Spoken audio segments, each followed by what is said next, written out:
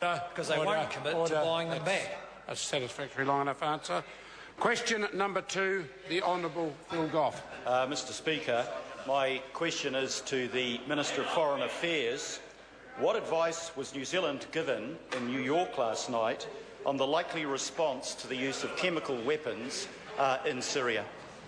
Mr Speaker. Honourable Tim Grosser. On behalf of the Minister, we're receiving updates from a range of posts around the world, including obviously New York, which convey the perspective of a range of countries about possible responses to a clearly abhorrent act. And we've repeatedly said that the UN Security Council needs to show leadership on Syria and needs to show it now. Supplementary question, Speaker. the Honourable Phil Goff. Has New Zealand given any commitment to the United States or any other country as to what action it might take in the event of a military strike against Syria? If so, what? Honourable Tim Grosser. Mr Speaker, supplementary question, Honourable Phil Goff. Is New Zealand supporting Ban Ki-moon's position that no strike or no decision on a strike should be taken against Syria until such time as the United Nations Weapons Inspection Team has completed its task? Honourable Tim Grosser. Mr Speaker, well, clearly the report of the inspectors will be a crucial ingredient in any serious response, but we are not, given the seriousness of this nature, taking a position on a hypothetical question at this stage. Supplementary question, Mr Speaker.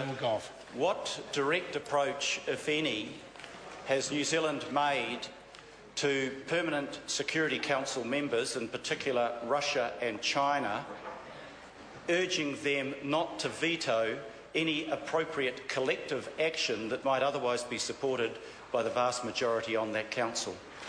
Honourable Tim Grosser. Well, our representatives have taken a number of steps with a number of governments, including those governments, to convey our position on that. And once again, it comes down to the central matter. It is time for the Security Council to show leadership, and the Security Council should unite behind that position. Mr Speaker. Point of order, Honourable Phil Goff.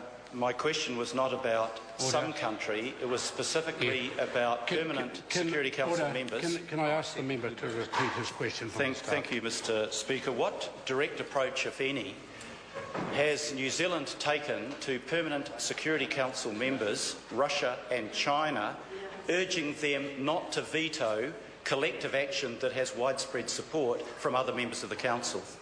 Honourable Tim Grosser. Well, Mr Speaker, I believe I answered that very clearly in the answer I've just given. I said including those countries.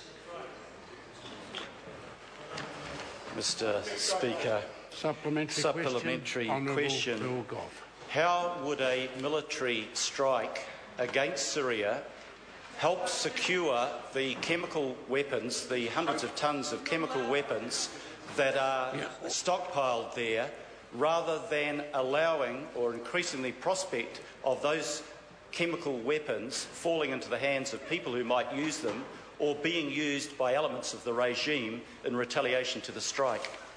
Honourable Tim Grosser. Mr Speaker, well, clearly that's a huge and legitimate question, and we can be certain that the strategic thinkers that are considering the range of options will have that at the forefront of their attention.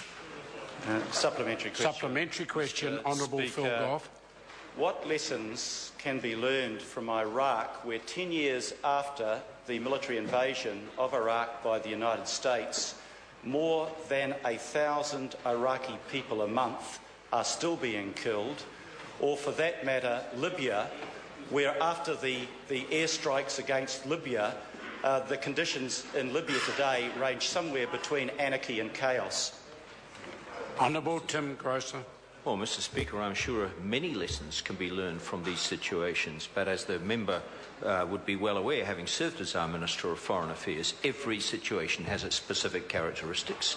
Some lessons will be generally applicable across to different conflicts, but each has to be looked at sui generis. Question number 3, Materia Ture. Tēnā koe, Mr Speaker. Tēnā koutou i te whare.